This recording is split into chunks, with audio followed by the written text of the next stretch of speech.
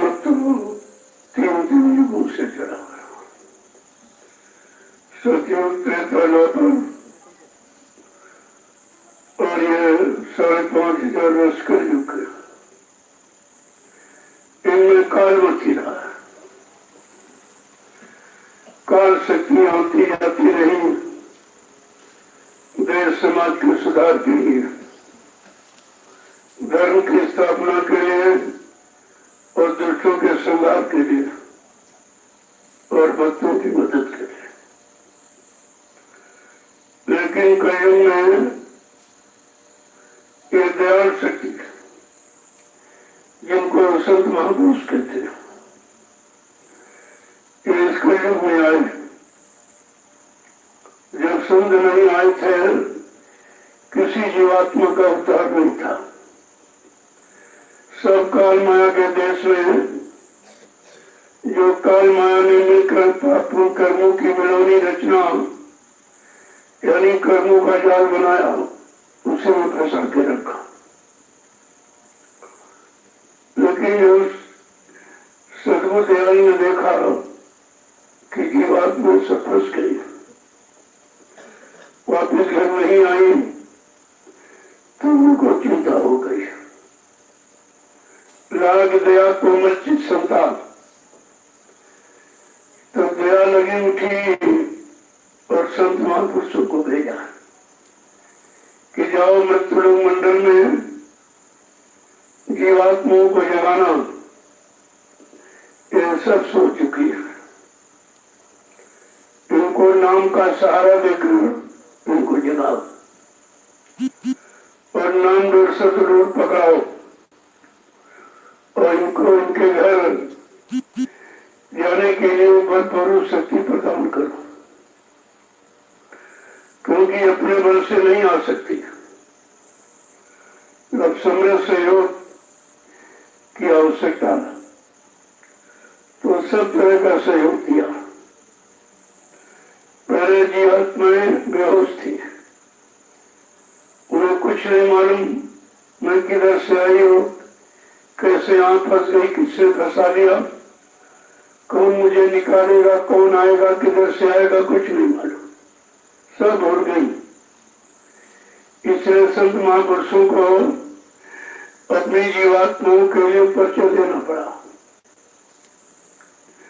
अगर परिचय न दे तो उसको होश ही नहीं आएगा, क्योंकि बहुत कितने सजयुग देता तो अगर कलयुग निकल गए,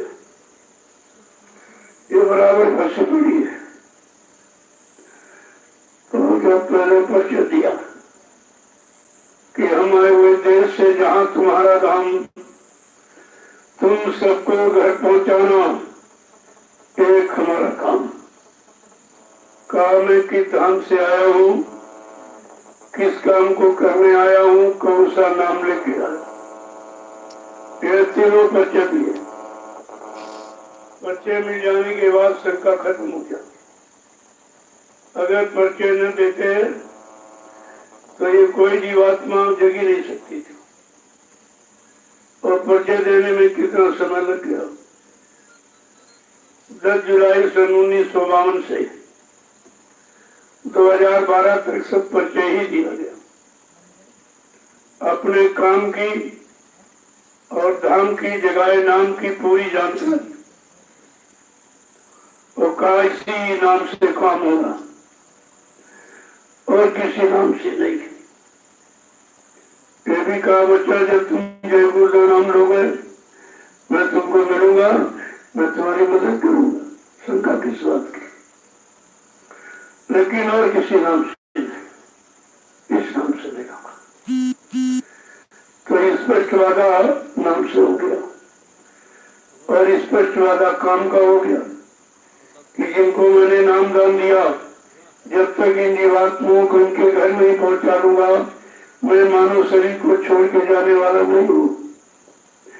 यह भी परिचय दिया। कहने का मतलब जब सब परिचय मिल गया तब ये शंका का कुछ काम था। शंका तो जब परिचय नहीं होता तभी होता, और परिचय में जाने के बाद ही शंका हो गई। अब महापुरुष समय से क्या कह दे, किसके लिए क्या, वो तो उनकी मौज मर्जी की बात है। अभी कुछ कह दे तुम्हें सच्चा ईमानदार देखकर, शाम को उसमें कह दे नहीं, अरे उसको ठीक नहीं है, तुरंत। तो उनके लिए कहना, किस लिए कह रहे, क्यों कह रहे, किस काम के लिए, किस परीक्षा के लिए, किस जानकारी के लिए, तो जिनको तो मालूम नहीं है कि परीक्षा कैसे ली जाती है। आदेश के द्वारा, बच्चों के द्वारा काम करा के, संदेश सुना के तरह तरह से, और जीव जिस तरह का होता है उस तरह से टिक पाता, वो टिकना मुश्किल है। सबसे बड़ा परिचय की जानकारी है सुमरन ध्यान भजन। अगर ये नित्य नियम से करते रहो सुबह शाम, तो आपको किसी से पूछने की जरूरत नहीं है, सब परिचय तुम्हें अंदर में खुद ही मिल जाएगा। लेकिन आप साधना करते हो और सेवा भी नहीं करते हो और सत्संग वचन सुनते नहीं हो, तो विश्वास कैसे होगा? ये विश्वास के लिए 3 तरीके बताए गए आपको कि सत्संग सुनो और फिर सेवा करो, और जब मन का गुमान गरुड़ घमंड उतर जाए तो भजन करने लगो। इसके पहले मन भजन में लगेगा नहीं, क्योंकि ये बड़ा गुमानी रहा है और हमेशा मनमानी करता रहा। जहाँ इच्छा हुई आपके शरीर को लिया, उस इच्छा को पूरी कर दी, काम में लगा दिया, क्रोध में, लोभ में, मोह में, अहंकार में, ईर्ष्या, राग, द्वेष में, ऐसी गंदगी में फंसा दिया। अब मन बेचारा जब गंदा हो गया और गंदगी में सारी शक्ति खराब कर दी, अब इसके पास बदपुरुष नहीं है कि स्वतः खड़ा हो जाए। तो कहा कि सत्संग वचन सुनाकर मन को बुरी गंदी आदतों से हटाया जा सकता है। अगर वचनों को मान ले, विश्वास करें और जीवन में उतार ले, जब सत्संग सुनेगा तो पता चलेगा कि मैंने जो जघन्य अपराध पाप किए, इनसे कैसे मुक्ति मिलेगी। तो फिर सेवा का आधार समझ में आ जाएगा कि सेवा से हमारा एक काम हो सकता है।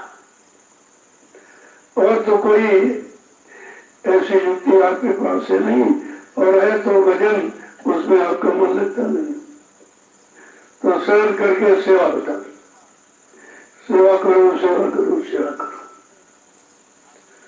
और सेवा का फल सबसे बड़ा है, सबसे बड़ा सेवा का। बिना सेवा के न इधर न उधर, इधर तन की सेवा, मन की सेवा, धन की सेवा, और उधर के लिए सुरक्षा की सेवा। ये 4 प्रकार की सेवा रखी गई, और चारों प्रकार की सेवा आपको समझनी चाहिए कि हमको क्या चाहिए, क्या मिलना चाहिए, उसे सेवा में लग जाओ। धीरे धीरे धीरे वो सेवा तुमको वहां पहुंचा देगी। वैसे भाव, वैसी श्रद्धा, वैसा आस्था, वैसा विश्वास बना देगी आपको। सेवा से बहुत काम होते हैं। भाई किसी को खुश करना चाहते तो सेवा से खुश हो, प्रेम से प्रकट हो में जाना, सेवा में प्रेम होता है तभी सेवा होती है। बगैर प्रेम की सेवा नहीं करेगा। और कहा प्रेम से मैं प्रकट हो जाऊंगा, मिल जाऊंगा, मिल लूंगा, लेकिन रुपये पैसे संदर्भ समाज से वो तो आपका इसलिए लिया जाता कि आप शुद्ध हो जाए।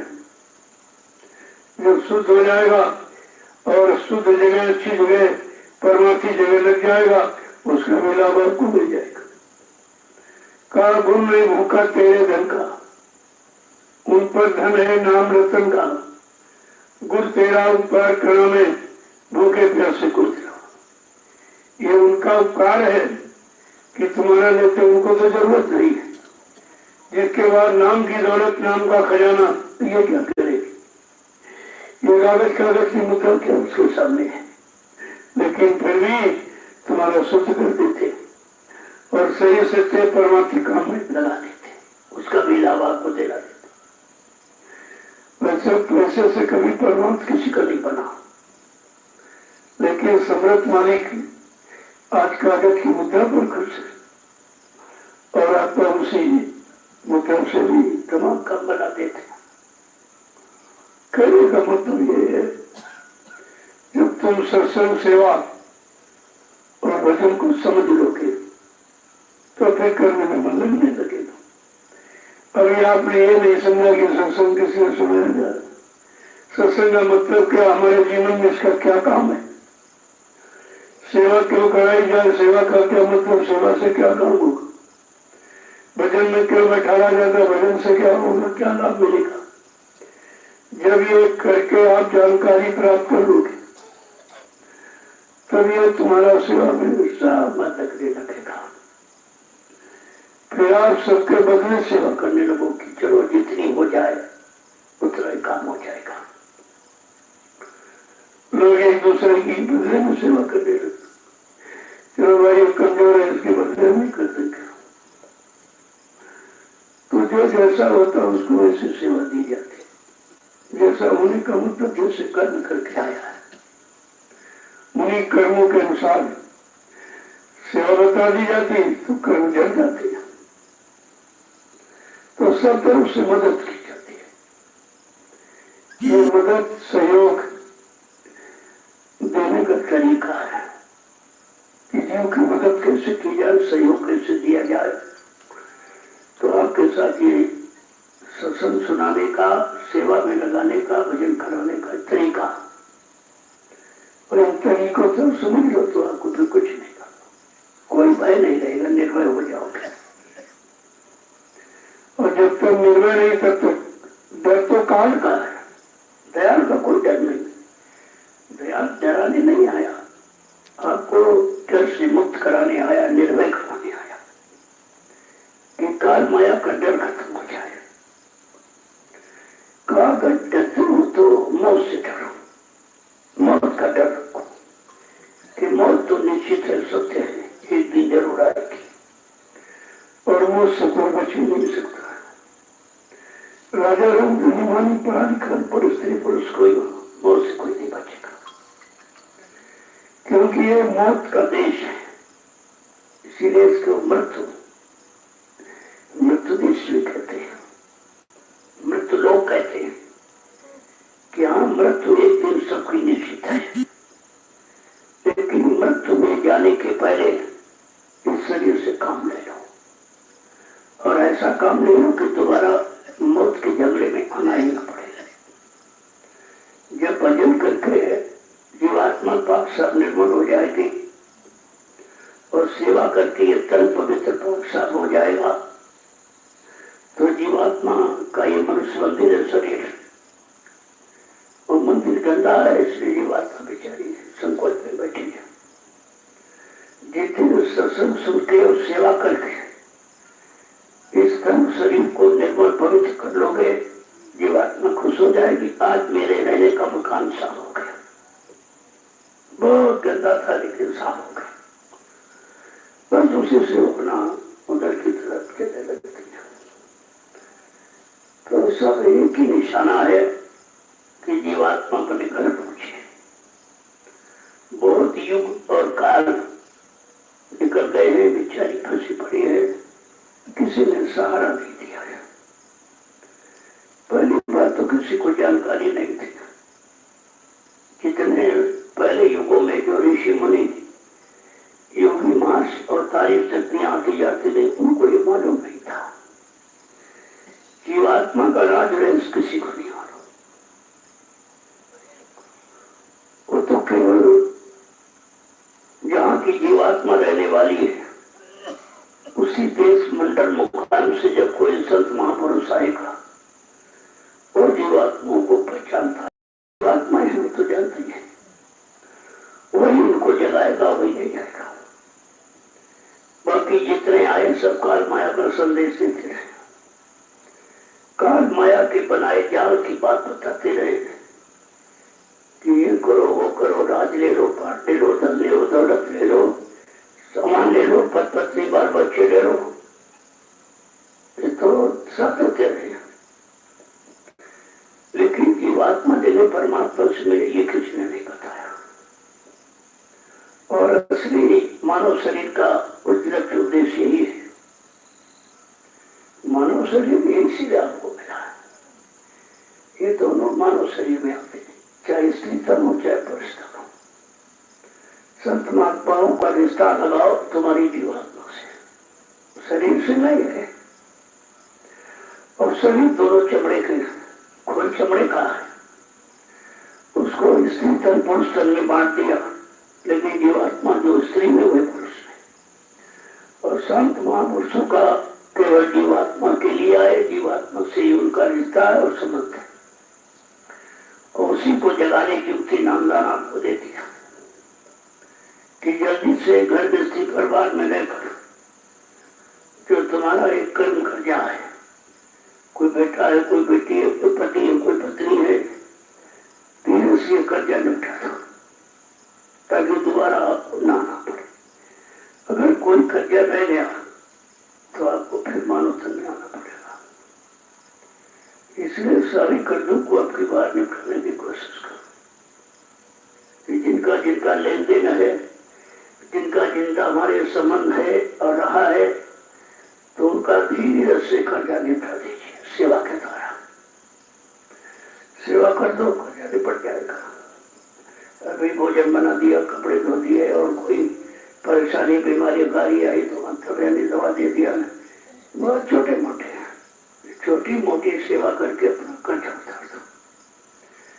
अगर कर्जा रहेगा, पति का रहेगा तो फिर आपको आना पड़ेगा, पत्नी का रहेगा तो फिर उसको आना पड़ेगा, बेटे का रह गया और बेटी का रह गया, तुम परिवार छोड़ के भाग गए, चले गए, कर्जा सब बाकी रह गया।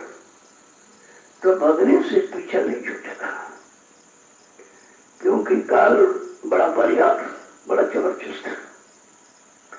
वो कर्जा अपना लेना जानता है, कहीं न कहीं अटका के अपना कर्जा आपसे ले लेते। इसलिए सीधे सीधे दे दो और आपका काम बन जाए। परिवार में प्रेम से रहो, एक दूसरे कर्जे निपटा दो और बस यहाँ से चल पड़ो। तो बात कर्जे की समझ में नहीं आई लोगों को। जो साधु हो गए, चले गए, कई जन्मों के लिए कर्जे ना थे रहकर, क्योंकि कर्जा सब बाकी है। हमारे डर के परिवार में कुछ रहा नहीं तो परिवार छोड़ के भाग गए। ये तो कायरता है, ये कायरता है। परमात्मा ने सच्चा ईमानदार समझकर एक परिवार जाति में आपको जन्म दे दिया और सहयोग के लिए पति पत्नी ने दिए, और जो कर्जा था वो बेटा बेटी बन के आ गए उनके लिए। तो एक ही जन्म में अगर ये सब पूरा हो जाए तो दूसरा जन्म नहीं लेना पड़ेगा आपको। नहीं तो काया से जो कारज हुई बिन भोगे बच्चे एक को, शरीर इंद्रियों से जिसके साथ जो भी आपने किया है ये कर्म कर जाइए, उसे धीरे से प्रेम से निपटा लो, अच्छा रहेगा। अगर बार बार जन्म लेगा तो पता नहीं फिर महापुरुष मिले ना मिले, उनकी मौज हुई, नामदान दिया ना दिया, या नामदान दिया तो दया नहीं किया। नामदान तो कबीर साहब से लेकर कितने लोगों ने दिया, लेकिन ये दया मौज किसी ने नहीं किया कि मैं तुम्हारी जीवात्मा को जगाऊंगा, परमात्मा से मिलाऊंगा। कबीर साहब ने तो ये कहा सुनी माने नहीं, दे धक्के दो चार। जो कहना और समझाना कुछ नहीं मानता, मारो धक्का चला जाए, ये कहा उन्होंने। तब उनका बड़ा कठिन है, क्योंकि वो गुप्त संत है। जो प्रकट संत आया वो दया का भंडार लेके आया, वो कोई सजा देने नहीं आया, और धीरे से प्रेम पैदा करके और तुम्हारा कर्जा निपटवा देगा। लेकिन आप बात समझ लो तब। तो ये जितने भी संत आए, कबीर साहब से लेकर जितने गुप्त संत थे, प्रकट में नहीं कोई आया, इसलिए प्रकट में घूम के कोई संदेश नहीं दिया और दरवाजे आवाज नहीं लगाई। जिसको देखा, कोई श्रद्धा है, कोई सेवा है, कोई प्रेम, कोई भाव देखा, तो उसके कान में नामदान दे दिया। लेकिन ये नहीं कहा कि मैं नामदान दे रहा हूं तो तुम्हारी जीवात्मा को जब तक काल माया के देश से निकाल के घर नहीं पहुंचा लूंगा तब तक मैं शरीर से नहीं जाऊं। ये किसी ने नहीं कहा। ये वादा केवल समर्थ मालिक का। यही पहचान है सत्य महापुरुष की। और काम में नामदान देते रहे, लेकिन लाउड स्पीकर लगाकर इस सृष्टि में किसी ने नामदान की शुरुआत नहीं किया। ये पहले महापुरुष है। अब तो बहुत लोग नकल कर रहे हैं, लेकिन शुरुआत किसी ने नहीं किया। मतलब जब से ये बनी जब से ये सब पहचान है। अगर ये पहचान आपको याद रखते हैं तो फिर आपको भूल नहीं होती, कोई संघर्ष संदेह नहीं होता। अब महापुरुष किसके लिए क्या कह दे, किस मौज में कह रहे हैं, कौन सी मसलहत है इसमें, वो तुम कैसे समझ पाओगे। आज कहेंगे चलो उसको मालिक बना दो, 2 दिन बाद करेंगे इसको हटा दो। अब वो पुराना रिकॉर्ड दिखाएगा, हमको कहा कि मालिक बना दो, मालिक बना दो, मालिक, लेकिन ये नहीं बताया कि 2 दिन बाद हटा दिया तुमको। वो तो ईमानदार या कोई परीक्षा देखे इसको अहंकार आएगा, गरूर आएगा, घमंड आएगा कि नहीं आएगा। क्योंकि जिसको मालिक बनाया जाएगा बिल्कुल पाक साफ निर्माण होगा, जिसके अंदर किसी तरह का कोई अहंकार नहीं होगा, किसी तरह का कोई लोभ लालच नहीं होगा, ऐसे को इतनी बड़ी संगत मालिक बनाया जाता है, इसलिए बनाया जाता। तो आप संदेश तो सुनते हो लेकिन समझते नहीं हो। कितनी बार आदेश दिया और बाद में कहा नहीं। सर्वप्रथम 4 अप्रैल 2005 को एक बिहार का व्यक्ति आया, उसने कहा कि स्वामी जी मेरे पिताजी नामदान देने लगे और कहते हैं कि स्वामी जी का आदेश हो गया। तुरंत 4 अप्रैल 2005 को आदेश जारी किया। सारी संगतों को बचा, मैंने हिंदुस्तान में किसी को भी नामदान देने का कोई अधिकार नहीं दिया। इसके बाद 2010 में फिर सुसंगत में उथल पुथल, प्रेमियों को अहंकार करूर गुमान, कमंड के हम अध्यक्ष हैं, हम मंत्री, हम ये गुरु को भूल गए, सब अध्यक्ष बन गए। फिर आदेश जारी किया कि आज तक मैंने जितने आदेश दिए सारे आदेशों को निरस्त कर रहा हूं। न मेरे यहाँ कोई अध्यक्ष, न मंत्री, न वक्ता, न प्रवक्ता, सब लोग सेवादार बनो, भजना नदी बनो। परिवर्तन सेवादारों से, भजना नदियों से होगा, अध्यक्ष मंत्रियों से, वक्ताओं से, नेताओं से परिवर्तन नहीं होगा। फिर लोगों ने खुरबुर किया, उनको नामदान आदेश, सबको 5 लोग नामदान देश में देने लगे। तो फिर 2011 में कहा बच्चा मैंने हिंदुस्तान में किसी को भी कोई नामदान का आदेश नहीं दिया है, ना हमारी कोई ऐसी भी मौज है, क्योंकि नामदान के काबिल अभी कोई नहीं है। नामदान वो देगा जो अपनी जीवात्मा को जगा के परमात्मा से मिला लेगा और 7 जन्म आगे 7 जन्म पीछे जीव के पाप कर्मों को धोना जानता है, वो नामदान दे। अब ये शर्त है। तो कहने का मतलब कि महापुरुष कब क्या मौज में कहते हैं, आगे पीछे क्या राज है, क्या रहस्य है, ये तो लोगों में समझ में नहीं आता। अपने मतलब की बात पकड़ लेते, बाकी सब हो जाते। अब एक छोटा सा पकड़ लिया कि बाबा जी ने हमको नामदान को कह दिया और बाकी जो संदेश 60 साल सुनाए वो कहाँ चला गया। यानी 60 साल वाला नहीं याद है, 2 बच्चे नहीं याद है, क्योंकि उसमें अपना स्वार्थ है, अपना मतलब है, अपना मान सम्मान है, अपना पद है। और बाकी संदेश जो वो जीवों के कल्याण के लिए होता रहा वो कहाँ चला गया। कल्याण वाला तो भूल गए। इसलिए किसी के कहने के चक्कर में मत रहो, पुराने संदेशों को उठाकर देखो तो आपकी समझ में सब आ जाएगा कि महापुरुष एक पल में क्या शिक्षा करते थे। इधर से उधर, उधर से उधर, उधर से उधर देर नहीं लगती, गलत है। तो तुमको तो समय का वचन सुनना चाहिए। समय के वचन तो तुमको याद नहीं है और पिछले कोई बता देता उसको तो मान लेते हो। अरे तुमने अपने कान से क्या सुना? इतने दिन मथुरा में गए, बाबा जी जो भी संदेश देते हैं, सब अपने राष्ट्रीय मन से, और सबको सामूहिक रूप से राष्ट्रीय कार्यक्रम में, होली है, जैसे भंडारा है, कोई पूर्णा है, इन कार्यक्रम पर आदेश देते। मैंने लोगों से पूछा भाई कि बाबा जी के मुंह से हिंदुस्तान के किसी प्रेमी ने राष्ट्रीय मंच मथुरा या राष्ट्रीय कार्यक्रम मथुरा में कभी सुना है कि बाबा जी ने अपने मुंह से कहा कि मैंने इसको नामदान के लिए कहा या इसको मैंने वसीयत के लिए कहा, आगे क्या होगा? कहा मैं आजीवन अध्यक्ष रहूंगा। ये सब दूर गए, सब अभी जीवन समाप्त नहीं हुआ, बीच में अध्यक्ष बन गए, बीच में गुरु बन गए, सब नामदान दे देते। चलो अगर कहा कोई है तो जाने के बाद जो होगा, तुमने जाने वाला तो कोई प्रमाण दिया नहीं अभी तक किसी ने, कोई मौत का प्रमाण नहीं किसी पास, कुछ भी। तो ये सब चीजें आपको समझनी चाहिए थी, लेकिन कुछ नहीं, उसको भूल गया। कहने मतलब समय का संदेश समय के लिए होता है।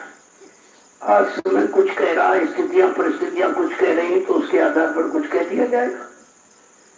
लेकिन कल जब समय बदल दिया गया, परिस्थितियां बदल गई, तो कुछ और होगा, और कुछ हो तो चंद मिनट में इधर से उधर। उनको देर नहीं लगती परिवर्तन में। कहा था तुम सब अब जाओ, फिर भी परिवर्तन कर दूंगा। अब तो यही पकड़ के बैठोगे हमारी जरूरत नहीं, हम सब भाग जाएंगे, बात है। ये बात है कि मैं सब कुछ कर सकता हूँ, तुम रहो चाहे न रहो। अगर रहोगे तुम्हारा नाम हो जाएगा, और नहीं रहोगे काम तो हो ही जाएगा। तो कहीं से जमीन फाड़ कर आसमान तोड़कर परिवर्तन तो होगा, इसे कोई रोक नहीं सकता। और परिवर्तन किसी इंसानी शक्ल की बस की बात नहीं है। ये मोटी मोटी पकड़ आपको रखनी चाहिए थी। तो जब इशारों को भूल जाओगे तो फंस जाओगे आप। इशारा किसके लिए हो रहा, क्यों हो रहा? परीक्षा के लिए भाई कहा नहीं इसको मालिक बना दो, बड़ा ईमानदार है, और थोड़ी देर कहते नहीं बड़ा बेईमान हटा उसको। अब तुमको अरे अभी ये कह रहे थे, ये कह रहे, अरे वो क्यों कह रहे थे, अब क्यों कह रहे हैं, ये क्यों के चक्कर में तुम क्यों हो? तुमको तुम्हारा लाभ किसमें है, अपने लाभ की बात सोचो। तो कहने का मतलब है कि महापुरुष के कहते हैं संत वचन अटपटे और झटपट लखे न कोई, और जो झटपट लखे तो झटपट दर्शन हुए। बड़े अटपटे वचन है, उन्हीं अटपटों में लोग फंस जाते बेचारे। ये कहा था, ये कहा था, ये कह रहे हैं, ये क्यों कह रहे, वो क्यों कह रहे, वो कह रहे। कल मैंने आपको बताया था एक छप्पर का एक छप्पर छाओ, फिर कहा नहीं इसको उठा के वहां दूसरी जगह ले चलो, ये जगह ठीक नहीं। जब वहां पहुंच गए नहीं तो वही ले चलो जहाँ छाया गया था। ऐसे 2-3 बार तो तुम तो जब कहोगे ये सब गलत आदेश दे रहे हैं, ये कह रहे वहां नहीं चलो, कहते ये वहां नहीं चलो, वहां नहीं। अब तुम क्या मतलब समझते हो कि यहाँ से वहां ले जाने, वहां से फिर वापस लाने में क्या लाभ है? वो तो लाभ मालूम नहीं, वो तो लाभ देने वाले को पता है कि इनको लाभ कैसे दिया जाए। ना ये भजन कर सकता है, ना सत्संग वचन सुन सकता है, ना सेवा कर सकता है, और लाभ देना ही हमको है। तो कोई ना कोई सरल तरीका निकाले। जब 4 बार छप्पर बीच में भाव बिगड़ गए, पागल हो गए, यहाँ उठाओ वहां रखो, वहां उठाओ वहां रखो, तब आदेश नहीं रह गया, मजबूरी आ गई, तो छप्पर को उठाना नहीं, घसीटने लगा, टूट गया। ऐसा करो, अब जहां छाया गया तो वहीं ले चलो। अब और भाव खराब हो गए, एकदम घसीटते लाए और साथ फूट पट गया। जब ले आए कहा ऐसा करो, इसको माचिस से आग लगा दो, जला दो इसको, और शंका में चली गई। छवानी का क्या मतलब निकला? छप्पर छाया गया, कोई काम लिया नहीं गया, इधर ले चलो, उधर ले चलो, उधर उठाओ, और बाद में कहते जला दिया। अरे जब जलाने था तो छाया क्यों, ये बोलते आप लगा के। तो बात चलो सत्संग में बैठो, तो बैठ गए, लेकिन बड़ी निराशा में शंका के बैठ चप्पल छाया जिसने, उनके कर्म कट गए। और जिसने उठा के दूसरी जगह ले गए, उनके कर्म कट गए। फिर वहां से फिर यहाँ ले गए, उसमें कर्म कट गए। तुम 4 बार ले गए, 4 जन्मों के कर्म तुम्हारे कट गए, और इसीलिए जला दिया। कहने मतलब तुम्हारे कर्म जला दिए गए। 4 जन्मों के कर्म जल गए केवल उठाने रखने में। लेकिन बात ये कि तुमको शंका हो जाएगी, तो कहने महापुरुष क्यों करते हैं, किस काम के लिए, क्या लक्ष्य है, क्या उद्देश्य, ये सब उन्हीं पर छोड़ो। तुमको सेवा से मतलब, तो चाहे उठाने की सेवा हो, चाहे रखने की हो, चाहे छोड़ने फोड़ने, तुमको इससे क्या लेना। हम अगर सेवा करेंगे तुमको मजदूरी मिलेगी। क्यों कहते हैं उधार पर मजदूरी रोकी नहीं जाती। उधार नहीं है, संत मन नगद सौदा है। 1 मिनट करोगे 1 मिनट की मजदूरी, 2 मिनट करोगे 2 मिनट की मजदूरी मिल जाएगी आपको। कार्य मत ही ऐसा है। लेकिन जब पूर्ण, इसीलिए कहा कंप्लीट सरेंडर, आत्मसमर्पण। जब आप समर्पण भाव बन जाओगे, सबको दे दिया गुरु को, तो फिर क्या रहेगा, फिर शंका काय भी करते। कहा तन मन दिया फिर क्या अपना रहा। ऐसी जन भक्ति कोई बिल ना करे, इसलिए भक्ति सबसे न कमाई गई। का बिना गुरु भक्ति होती नहीं, और सत्संग बिना कोई पाई नहीं। गुरु भक्ति पाने का रास्ता सत्संग है। सच नहीं समझ में तो गुरु भक्ति कैसे शंका हो जाएगी कि पैदा हो जाएगी। तो कहा कि भक्ति करना है आसान इतना नहीं, जितना वाणी से सबको सुनाई गई। बिन गुरु की कृपा भक्ति होती नहीं, जिनको सत्संग बिना कोई पाई नहीं। वेद पुराणों में महिमा नवधा भक्त की लोक सुख का आधार क्यों माना गया। सब बड़े जीव है भूल ब्रह्मे, और कहा कि सब भूल ब्रह्मे मरे बस गए, और किसी को उसका ज्ञान ही नहीं रहा। सब बड़े जीव है मोह के जाल में, धर्म ग्रंथों में महिमा सुनाई गई। भक्ति करना है आसान इतना नहीं, जितना वाणी से सबको सुनाई गई। बिन गुरु की कृपा भक्ति होती नहीं, जिसको सत्संग बिना कोई पाई नहीं। भक्ति स्वतंत्र सदा सुखानी, बिन सत्संग न पावे प्राणी।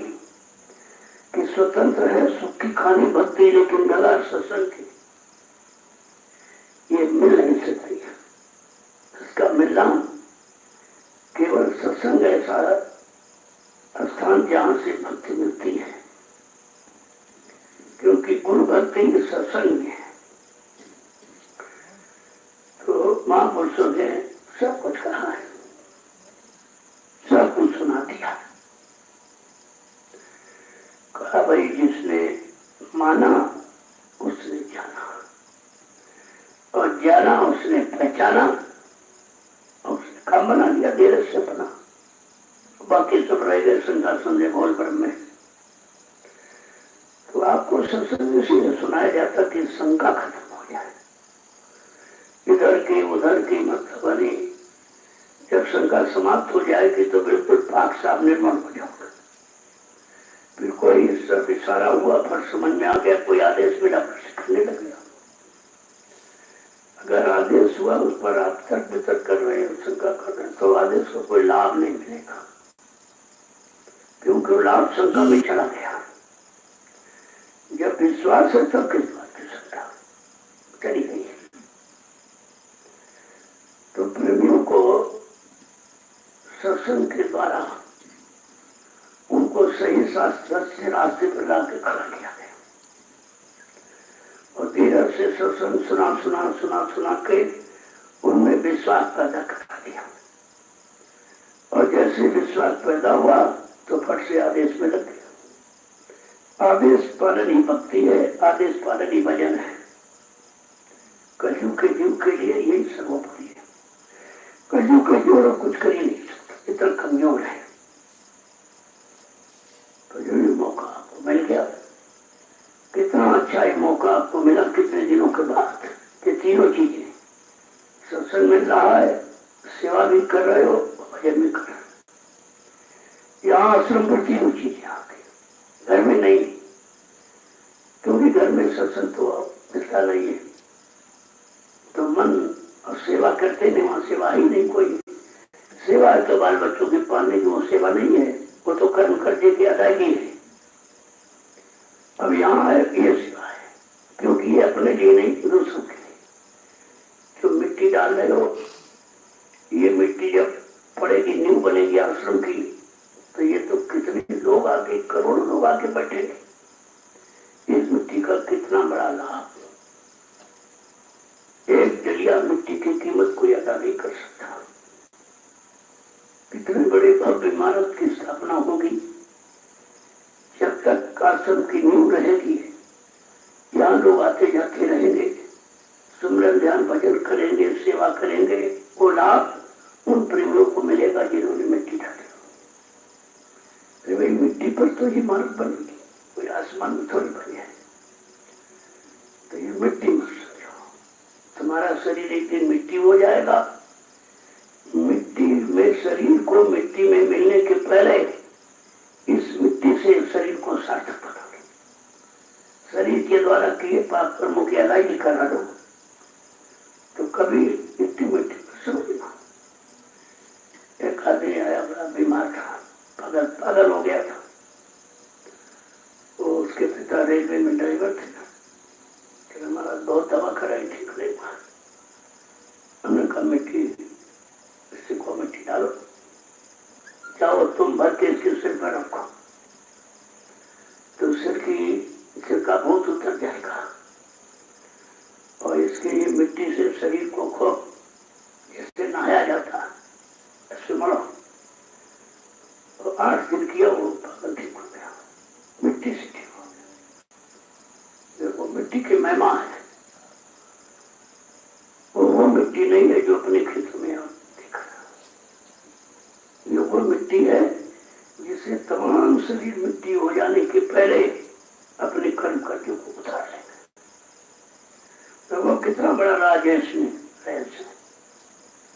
ऐसे जितनी यहाँ सेवा हो रही सब आप देखो, ये देर नहीं लगा, ये देखो चंद दिनों में आपका अस्त्र तैयार।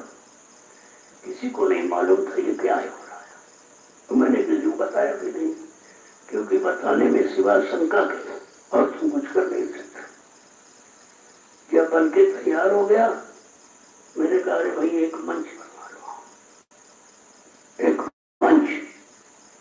एक फैजाबाद के फौजी सत्संगी है, उनसे कहा ठीक सरकार बन जाएगा। उन्होंने अपनी गाड़ी कमाई लगाई, ये मंच तैयार हो। अब ये बताओ ये कमाई कैसी जगह लगाए है, कितने लाख लोग संदेश सुनेंगे। इसको कहते हैं परमार्थ की कमाई में पैसा ऐसे लगता है। कितनी बड़ी चीज बन के तैयार हो गई। अब जब संदेश होगा तो पता चला भाई सत्संग स्थल है, सत्संग स्थल है। तुमने कहा बता दो, तुम पहले तो आपको विश्वास नहीं होगा। किसी को नहीं मालूम था कि इसमें खेती होगी। जब मैंने कहा भाई इसमें आलू लगा दो, तुम्हारे भंडारे में सब्जी की जरूरत पड़ती है, और सब सब्जियां तैयार कर लो, तो संगत का धन बच जाए, और वो धन आप सब में लग जाए। और ये खर्चे वाला आगे तुम्हारा खेत है, तैयार करो। देखो कितनी जल्दी प्रेमियों ने सब सब्जियां लगा दी। अब ये 2 महीने के बाद तैयार हो जाएगी। आपका जो हजारों रुपए सब्जी का भंडार में खर्च होता बच जाएगा। तो वो कितना बड़ा लाभ। और सबसे बड़ा लाभ है कि निरोग सब्जी, कोई दवा ये सब ऐसा कुछ नहीं, बिल्कुल एकदम गाय के गोबर की खाद ये प्रेमियों ने दी है। देखो उनके सबसे बड़ी सेवा, भाई वो गोबर खाद आ गई और आप खेत में पड़ गए, सब्जी तैयार हो जाएगी। सबको सेवा का मौका है अगर करना सीख जाओ। सेवा कोई छोटी बड़ी नहीं होती है। जिस सेवा से मतलब तुम्हारा काम हो जाए वही सेवा तुम्हारे लिए बड़ी है। तो तो धीरे धीरे सबके विचार बदल रहे हैं। सब प्रेमी जगह जगह खबर दे रहे, भाई हमारे यहाँ खाद है, हमारे यहाँ खाद मंगा लो मंगा लो। अब उनके यहाँ खाद जो लेने जा रहे उनका लाभ, सेवा कर रहे हो, उनके सिर पर डलिया रखी है तभी खर्चा है। जिसने सिर पर डलिया रखी उसको वो क्या लाभ नहीं पाएंगे। अगर वो ना होते तो यहाँ तक आ ही नहीं पाती। तो ये कड़ी में कितने लोग जुड़ रहे हैं और सबको लाभ मिला। एक कड़ी उससे जंजीर की तरह एक कड़ी दूसरी कड़ी तीसरी कड़ी ऐसे सब जुड़ते चले जाओगे, सबको लाभ मिलता रहेगा। कहने का मतलब है कि सेवा कलयुग में प्रधान है। युगों में पूजा पाठ जैसे प्रधान है, ऐसे कलयुग में सेवा करना कितना सरल है। पूजा पाठ में खर्चा बहुत था और ये लाभ नहीं था। पूजा पाठ करने से कर्म नहीं तोड़ते, पूजा पाठ करने से उस पूजा पाठ का लाभ मिलता, लेकिन जो तुमने कर्म किए जमा किए वो नहीं तोड़ते, वो उससे नहीं कर सकते। तो तुम्हारे तो सब तरफ से लाभ ही लाभ है। लेकिन समझ में आ जाता हूँ, जब भी यहाँ आओ तो सेवा का भाव लेके कुछ न कुछ जरूर करो, बैठे मत रहो।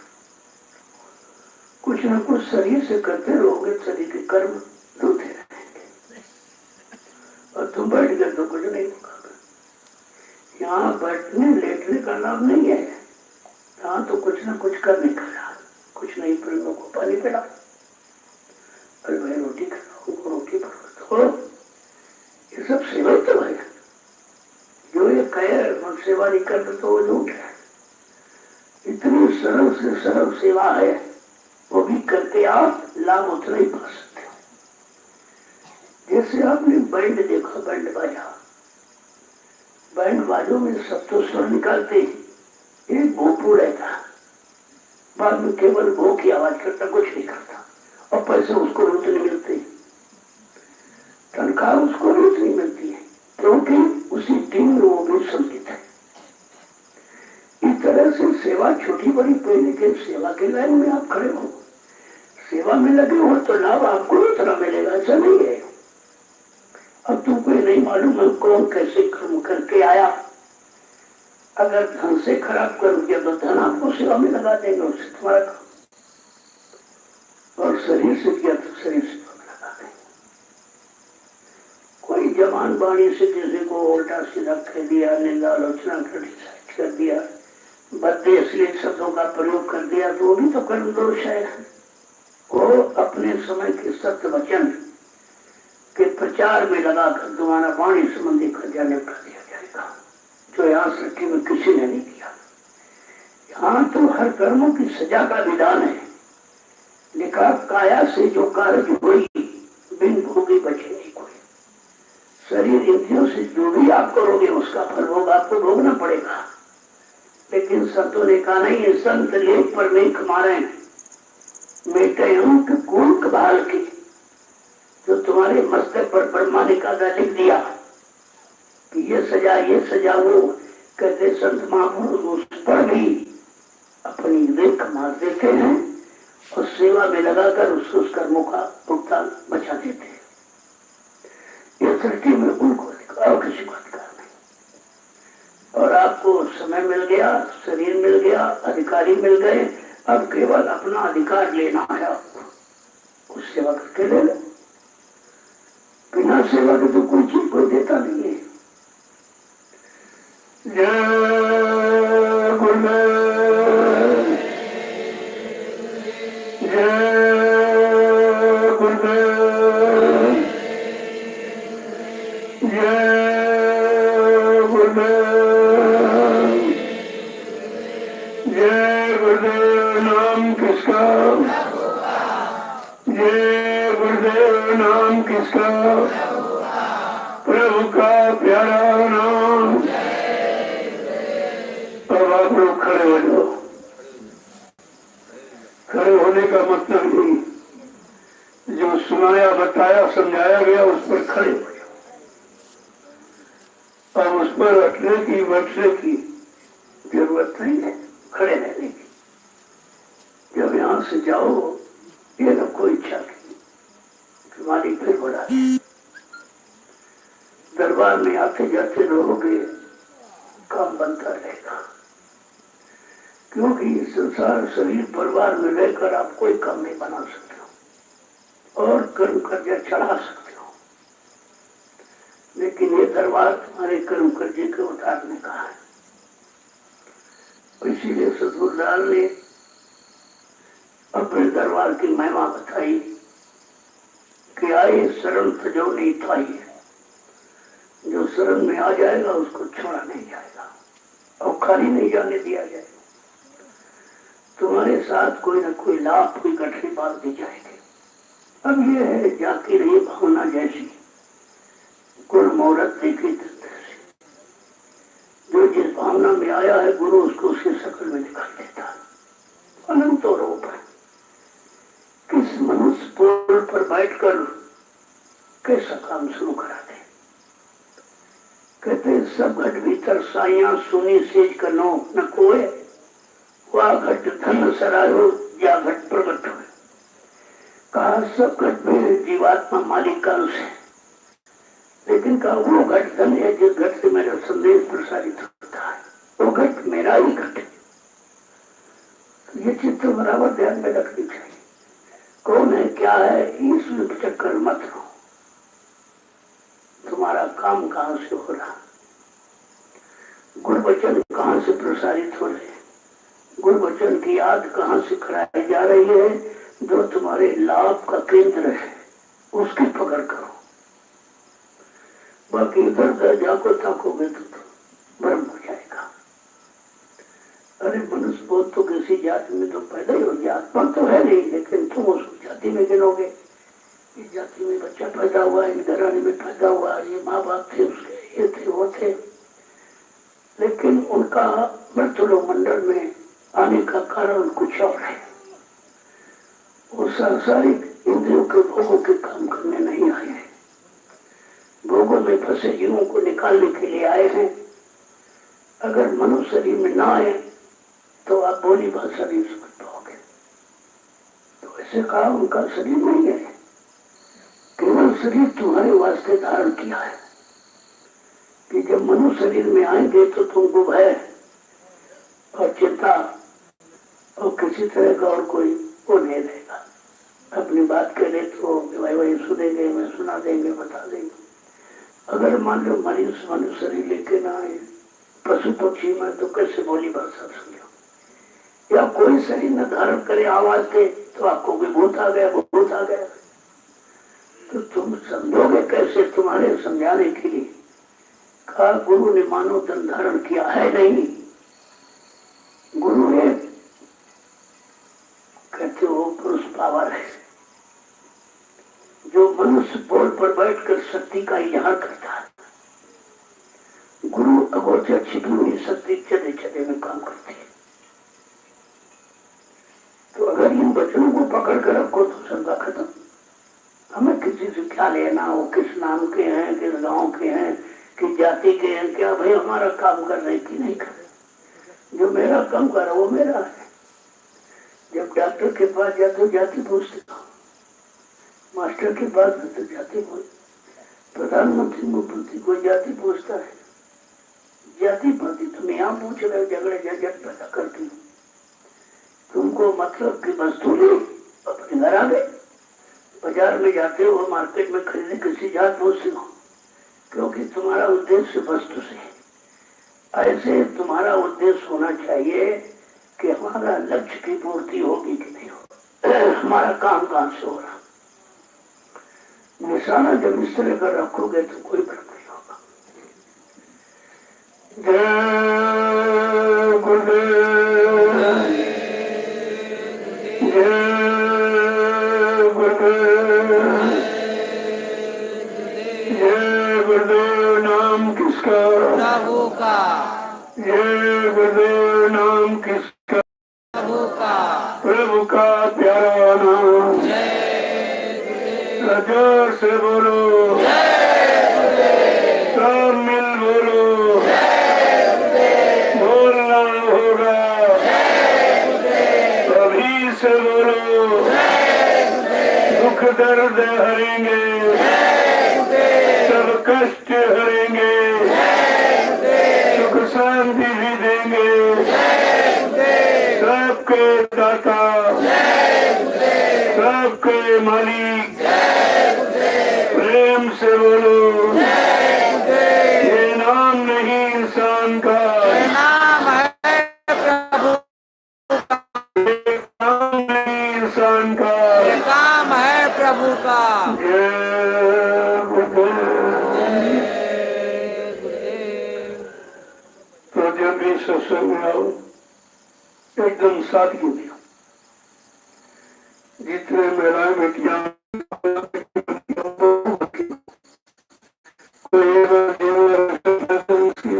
का सत्संग में हमेशा सादगी, अपना भी का सत्संग में हमेशा सादगी, सादगी में रहो, क्योंकि तुम्हें कुछ लेना है और तुम्हें अपना काम बनाना है। उस तरीकों को सिर्फ रखना, जब तक रहो प्रेम से। ये दिखा दो लोगों को कि गुरु परिवार किसे कहते हैं, गुरु भक्त किसे कहते हैं, गुरु भक्ति किसे कहते हैं, गुरु अनुशासन किसे कहते हैं, गुरु वचनों का पालन किसको कहते हैं। सत्संगियों, तुम्हें आदर्श बनना है। संदेश सतगुरु का तुम्हें चरितार्थ करना है।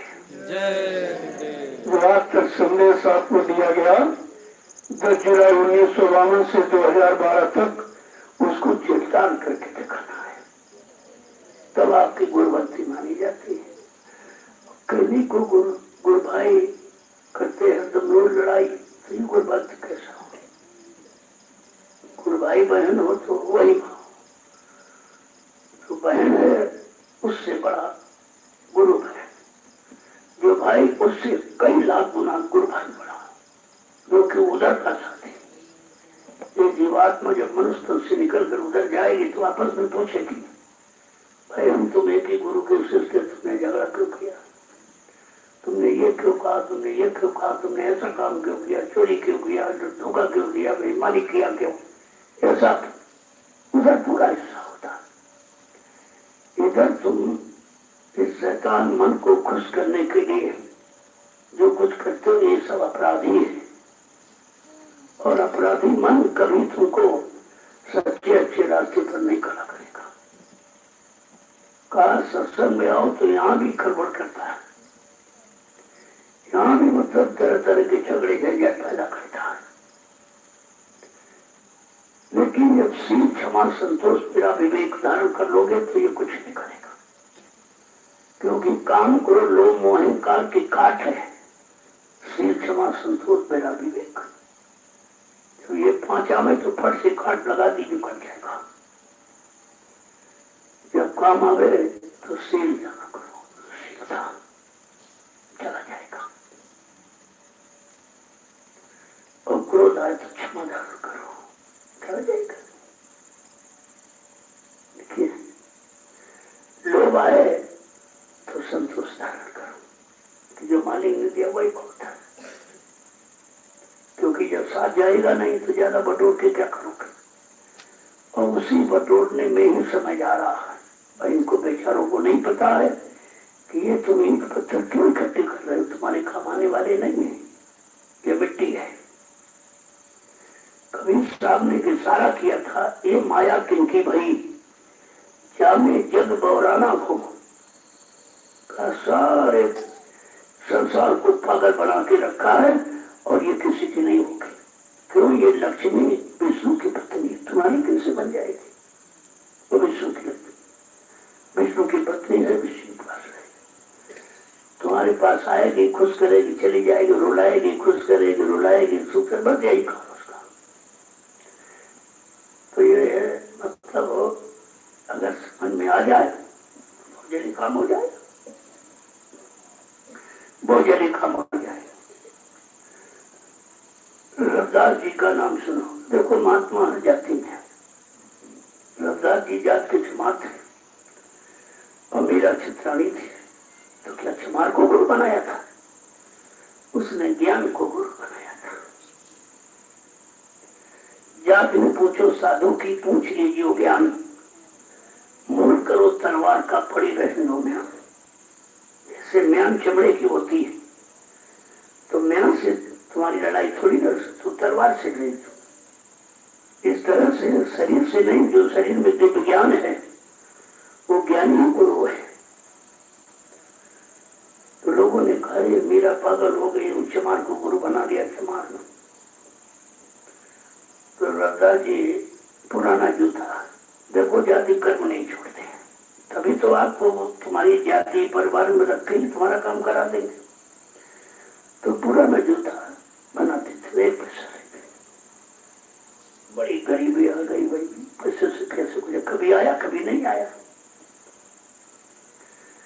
तो लक्ष्मी जी को चिंता हुई, कहा भगवान आप कितना सच्चा भक्त है, ईमानदार, बहुत गरीब है, हो ना कुछ मदद करके जाए, पर तो भंडार है। कहा देखो भाई कर लो। तो मतलब एक बड़ा सा जूता लेके गए, बड़ा जूता बनाएंगे तो ज्यादा पैसे मिल जाएंगे, रईस हो जाएंगे। बड़ा जूता बनाने लेके गए, बना दिया, पैसे को 1 पैसा। अरे कर नहीं, बड़ा करना, बड़ा छोटा कुछ नहीं, बड़ा छोटा कुछ नहीं, 1 पैसा जाए। तब विष्णु भगवान बचाए कि कैसे भाई मदद कीजिए, तो तैयार नहीं हो रहा था। तब कहा हो ना को एक दिन माया की गठरी थोड़ा बांध करके है दौलत की, जहाँ ये चमड़े का काम करती है उस वाले अलमारी में रख देना, जब सुबह उठेंगे देखेंगे तो रईस हो जाएंगे। तो चुपके से रात में विष्णु जी वहां रखा है। जब वो रघा जी उठे सुबह तो देखा कि गठरी रखी, वो तो पहले ही जान गए थे, तो सब जानते, सब देखते थे। तो मतलब वो कहा कि अगर कहीं औरत जग गई, उसको औरत को लालच होता है कि लालच में कहीं मन न बिगड़ जाए उसका, तो वो गड्ढा खोद के उसको गाड़ने लगे। तो विष्णु जी आए, चलो देखे अब तो रईस हो गए होंगे। तो देखा कि गड्ढा खोद रहे। अरे भाई दादा जी गड्ढा क्यों खोद रहे हो? कहा मिट्टी को मिट्टी में दाब रहा हूँ, मिट्टी को मिट्टी के हवाले कर रहा हूँ। विष्णु पूछे देखा लक्ष्मी, जैसे संत महापुरुष, इनको कुछ नहीं चाहिए। तुम सोचती थी वो काल के जीवों की जरूरत है, इसको दयाल को कोई जरूरत नहीं। चाह गई चिंता मिट्टी मनुआ बेपरवाह, जिनको कछु न चाहिए वो शान के साथ, वो बादशाहों के बादशाह जिनको पर जीवात्मा जगाना, परमात्मा मिलाने के सिवा यहाँ का कुछ नहीं चाहिए। ऐसे भक्त कभी कभी आते हैं। तो रहता जी को चमार के घर पैदा, सुपत जी बंगू क्या पैदा हुए, पट्टू साहब माली क्या पैदा हुए, तुलाराम बनिया क्या पैदा हुए। देखो सब आए से जाते हो, ताकि तुम्हारे दिमाग से जात पात हट जाए कि महापुरुष कहीं आकर के जन्म ले सकता है और कोई माँ बाप बना सकता है, लेकिन उसका काम स्वयं परिवार से नहीं, समाज और देश के लिए होता है, यह समझाने के लिए। और कबीर साहब जुड़ाए क्या, देखो सबका इतिहास पढ़िए तो पता चलेगा। ब्राह्मण परिवार में केवल गोस्वामी महाराज के और कोई नहीं आया, बाकी सब छोटी छोटी जाति में, ताकि तुम्हारे दास से छोटी बड़ी जाति का ये गंदगी हट जाए। जात पात पूछे नहीं कोई, हरि का भजन हरि का हो। कहा भगवान पाने में जात पात काम नहीं आएगी, रुपया पैसा काम नहीं आएगा, रूप स्वरूप काम नहीं आएगा। भगवान पाने में तुम्हारे मन बुद्धि चित्त की निर्मलता पवित्रता ही काम आएगी। तो बात समझने की है, समझ में आ जाए तो बहुत जल्दी हो जाए। जय गुरुदेव, जय गुरुदेव, जय गुरुदेव, जय गुरुदेव नाम किसका, प्रभु का। जय गुरुदेव नाम किसका, प्रभु का। जय गुरुदेव नाम किसका, प्रभु का। प्रभु का प्यारा नाम। सतयुग को लाएंगे, विश्व में शांति को लाएंगे, जन जन में प्रेम को लाएंगे।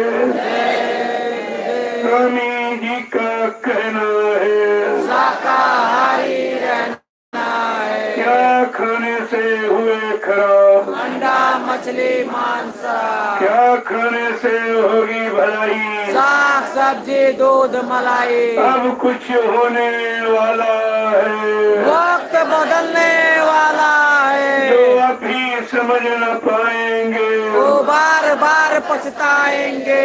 जो अभी जान न पाएंगे, वो जीवन भर पछताएंगे। स्वामी जी की वाणी है सतयुग न मानी, निकल कचू मर जाएगा। यदि स्वामी जी की बात न मानी। निकल कचू मर जाएगा। जय गुरुदेव। जय गुरुदेव। तो आप लोग सत्संग का प्रसाद लीजिए। दिन भर आपने मेहनत किया है, परिश्रम किया है, शरीर को आराम चाहिए और भंडारे का प्रसाद लेकर गुरु नाम लेकर सो जाओ। सुबह उठो, जैसे घंटा सुन बजे, जैसे मैदान से फारिग होकर फौरन सत्संग स्थल पर आ जाओ और 1 घंटा डट कर मन बुद्धि चित्त को एकदम पकड़ रोक कर सुंदर ज्ञान भजन करो। धीरे धीरे सब बिगड़ा काम पूरा हो जाए। कुछ आपको करना नहीं है, केवल आदेश ही पालन करना है। घाट पर बैठना सीखो। जब घाट पर बैठना सीख जाओगे तो घाटे का काम सारा खत्म हो जाएगा। अब लाभ का काम प्रारंभ हो जाएगा, क्योंकि मन जिस घाट पर बैठा है घाटे का सौदा कर रहा है और जीवात्मा का घाट लाभ पाने का सौदा है। जब दोनों घाट के बारे में जानकारी हो जाएगी तो अपना घाट आप निश्चित कर लोगे। जय गुरुदेव। अब आप लोग सत्संग का प्रसाद लीजिए। देखो जो सेवा जहाँ करते हो वो वही करो, सब जगह मत भगो, क्योंकि सेवा सब सेवा में ही तो शामिल है। भंडारे वाले भंडारे की सेवा और किसी सेवा नहीं जाएगा, उनकी सेवा हो। बाकी जो खेती का काम उनकी सेवा हो, उनके लिए वही भजन है, वही सेवा, वही सत्संग, सब कुछ वही। जो जहाँ पर तैनात है अपनी जगह एकदम चुस्त रहो और जिनके पास कोई काम है भजन करो, उनके लिए सेवा है। अगर कोई सेवा नहीं करना चाहते हो तो फिर तुम भजन करो। जितनी देर प्रभु सेवा करें उतनी देर तुम भजन करो। तो तुम्हारी समझ खुद ही आ जाते तो भजन जन कर नहीं, इतनी देर बैठ ही नहीं पाओगे तो सेवा में चले जाओगे। अगर कोई सेवा नहीं करना चाहते तो फिर भजन करो, तो बहुत बड़ी सेवा है। और सबका आदान प्रदान हो जाए एक दूसरे का। इसी तरह तो काम होता है। कुछ बेचारे ऐसा कि भाई हमसे पैसा ले लो भजन न को, हमने भाई ये काम किया, पैसा तुम्हारा लगा दिया, लेकिन भजन की पूर्ति पैसे से नहीं होती। भजन तो आपको करना पड़ेगा। या तो फिर इतनी सेवा करो डट के, और सेवा में अहंकार न हो कि हमने इतना दिया उतना दिया, ये हुआ वो हुआ, लिख लो हमारा, ये लिखा क्यों नहीं हमारा, बताए क्यों। फिर सेवा नहीं। दान देकर भी न कहो कि दान दिया, जो देकर न कहा जाए दिया वो दान होता है, और वैसे गुप्त दान होता है। गुप्त दान का मार्ग सबसे बड़ा, जिसमें कोई अहंकार नहीं होता। तभी का अपने अपने घर में गोलक रखो, तो रोज की तुम्हारी आमदनी है उसका 10% उसमें डाल दो, तो उसको सीधे ये ले आओ। तो तुमको अगर कहीं वहां गिनोगे तो मन कहेगा इतना पैसा ज्यादा बोले, इस पैसे से ये खरीद लेते, इतना मुनाफा हो, ये बढ़ जाता, वो बढ़ जाता, मन तमाम गुनामन करने लगेगा। इसलिए उसी से बोला ले आए बनाया रख दे। तुम्हारा मन उसके बारे में कुछ नहीं सोचेगा, देखेगा तब सोचेगा। तो ऐसा कोई दृश्य इसके सामने मत प्रस्तुत करो जिससे खराब हो जाए, क्योंकि अभी ठीक नहीं हुआ। जैसा थोड़ा पानी अगर स्थिर हो गया तो साफ है, जरा सा हिला दिया गंदा हो जाएगा। ऐसे मन थोड़ा सा भी सुधरा, जैसे आप इस सामान को दिखाओगे फिर वैसे गंदा हो जाएगा। इसलिए इसको इन सामानों से बचा के रखो, जहां तक हो सके इन सामानों से दूर रहने की कोशिश करो, तो ये बहुत जल्दी ठीक हो जाएगा। अगर सामान देते रहोगे, इसको उपलब्ध कराते रहोगे तो कभी नहीं ठीक होगा। तुम कहोगे नहीं नहीं इच्छा करा, चलो उसकी पूर्ति कर दे, जैसे पूर्ति कर उसकी आदत बन जाएगी, फिर रोज मांगेगा तो रोज कहाँ से खाते। इसलिए किसी आदत को बढ़ने की कोशिश मत करो, तुरंत रोक दो वहीं पर। और तुम्हें समझते हो नहीं नहीं अब की बार कह रहा चलो ये ले लो, चलो ये दे दो, चलो ये दे दो, यही देते देते करते करते तो आपने खराब कर दिया इसको। अब इतना खराब हो गया कि बगैर उसके रह नहीं सकता। और आप भी परेशान हो, क्या करें, कैसे रोके, कैसे मोड़े, कैसे तोड़े, कैसे इधर लगाए, मतलब यानी सब साथ बेबसी तैयार हो जाती है। तो जैसे कोई गुनामन करे फौरन रोक दो, नहीं भाई आदेश हुआ था नहीं करना, सत्संग ने कहा था धीरे धीरे हटो उधर की तरफ से। तुम हटने का प्रयास नहीं, यहाँ से जाते फिर उसे भर जाते हो, सत्संग वचन भूल जाते हो, सेवा भाव खत्म हो जाता है, सुमरन ध्यान भजन करते नहीं हो, फिर वहीं फंस जाता हो। तो समझने की कोशिश करो, करना कुछ नहीं, केवल समझ लो काम हो जाएगा। जय गुरुदेव, जय गुरुदेव, जय गुरुदेव। नाम किसका? जय गुरुदेव। नाम किसका? प्रभु का प्यारा नाम। अब कुछ होने वाला है, वक्त बदलने वाला है। ये मंत्र को ध्यान में रखिए, ये महामंत्र है। अब कुछ होने वाला, उस होने वाले में भागीदार बन जाओ, क्योंकि होने वाला कोई रोक नहीं सकता, हो तो होगा, लेकिन तुमको क्या लाभ मिलेगा? जो भी करो सच्चाई ईमानदारी के साथ सेवा करो, ईमानदारी से करो तो फलीभूत हो जाए। जरा सा बेमारी किया तो चला जाएगा, फिर आपका खत्म हो जाएगा, सजा में भागीदार बन जाओगे। तो ये संत मत बहुत सीधा साधा सरल मत है, समझ में आ जाए तो कुछ नहीं करना, केवल मुड़ना है। अपने मन को केवल विषयों भोगों से मोड़ना, और आपको कुछ करना ही नहीं है। एक एक वचन को जब दृढ़ता मजबूती के साथ पकड़ोगे तो ये वचन मन को उधर जाने नहीं देंगे। वचन में वो ताकत है, इसीलिए इसको संतों ने शब्द बाण कहा।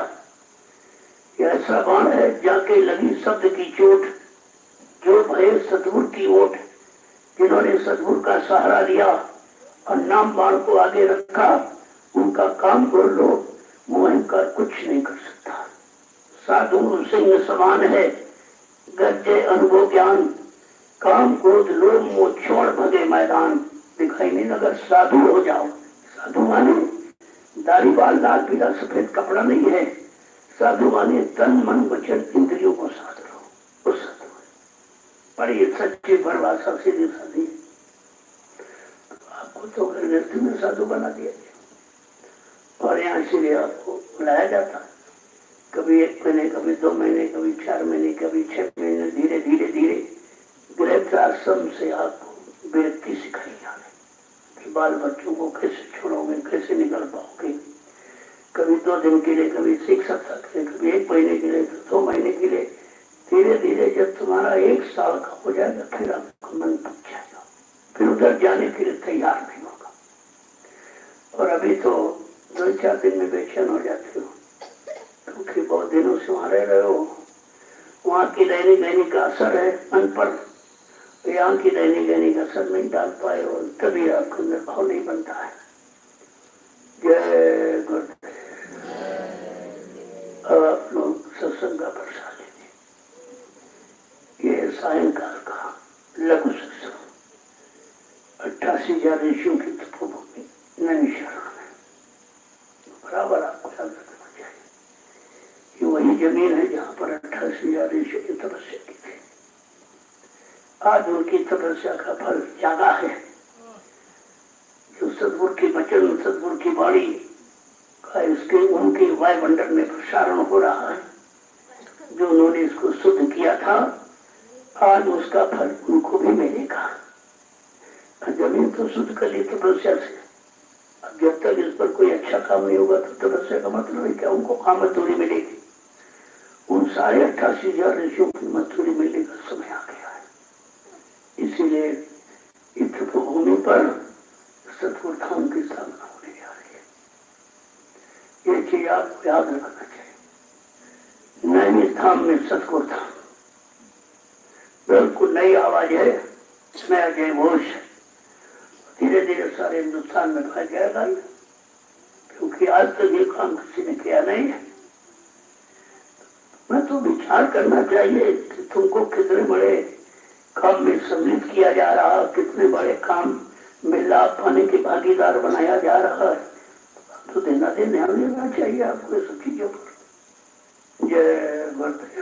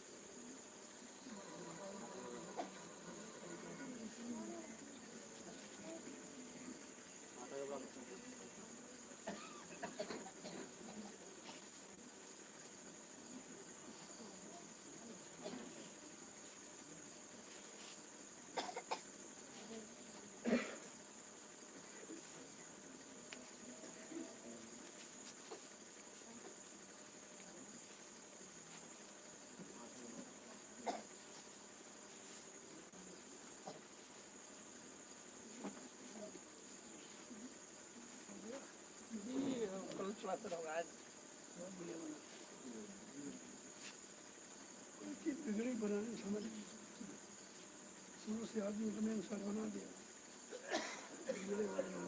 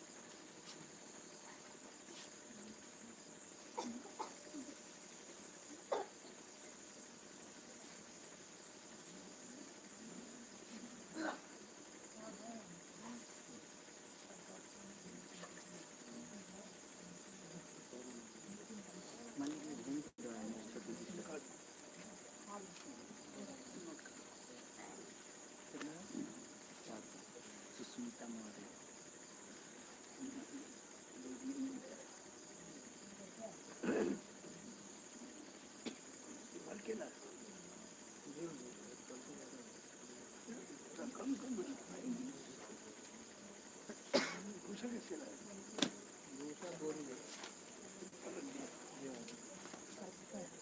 बाल के ऊपर डीजल घुसा मिला 2 कुंटल होगा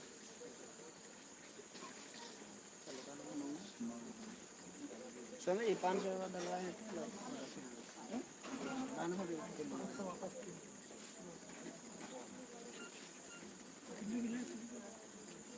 इसलिए कुछ नहीं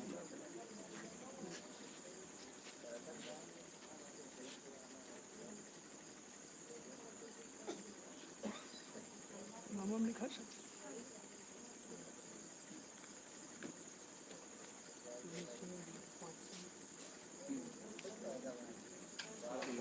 नाम लिखा है इसमें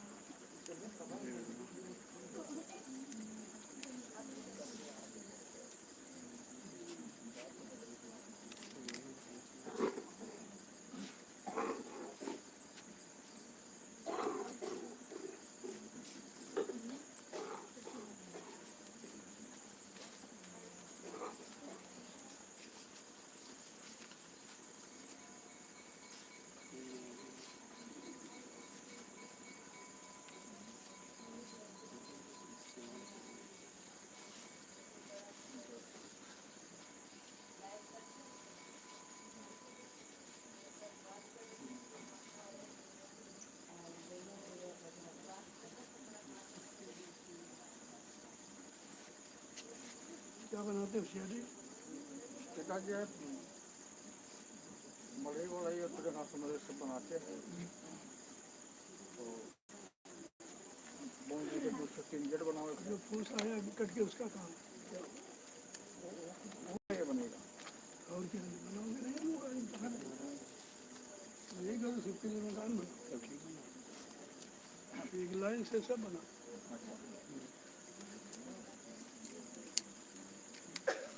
युवा भी लोग आएंगे तो ठहरेंगे